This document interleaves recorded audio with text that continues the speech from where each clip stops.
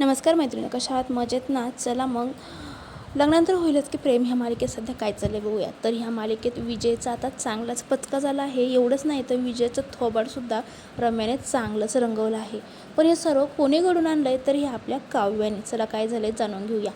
तर आता विजय आणि रम्या लग्न करून आल्यानंतर त्यांची फर्स्ट नाईट असते, म्हणजे ह्यांच्याच हनीमूनची नाईट.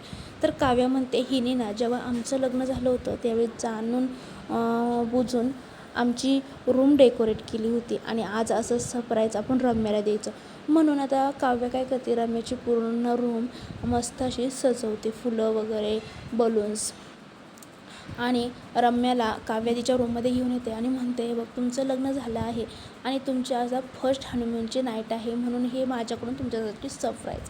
ते बघून काव्याला मात्र खूप मजा येत असते. पण रम्याचा मात्र जळफाट झालेला असतो, कारण रम्याला हे सर्व नको होतं. पण विजयच्या मनामध्ये लाडूच फुटत असतात बरं का. विजय म्हणतो, वाव काव्या, तुम्ही खूप छान आम्हाला सरप्राईज दिलं. मला एवढं म्हणजे अपेक्षित नव्हतं की तुम्ही आमच्यासाठी एवढं कराल. तर काव्यामध्ये ते काय आहे ना, जेव्हा आमचं पहिलं लग्न झालं होतं ना, तेव्हाही आम्हाला काही गोष्टी अनपेक्षित होतात, पण तेव्हा मला रम्याने असंच सरप्राईज दिलं होतं, म्हणून आज माझ्याकडून तिला हे छोटंसं सरप्राईज.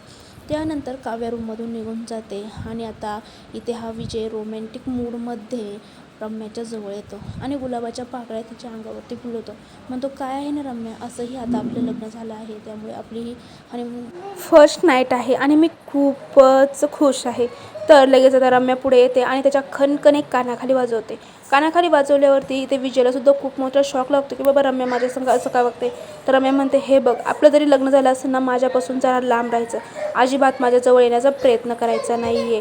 पण विजय म्हणतो, अगं तुझं तर माझ्यावरती प्रेम, तर तो म्हणतो प्रेम आहे, पण माझ्याजवळ येण्याचा अजिबात प्रयत्न करायचा नाही, लांब राहायचं. तर विजयला आता रम्याचं हे रूप बघून जरासा धक्काच बसलेला असतो.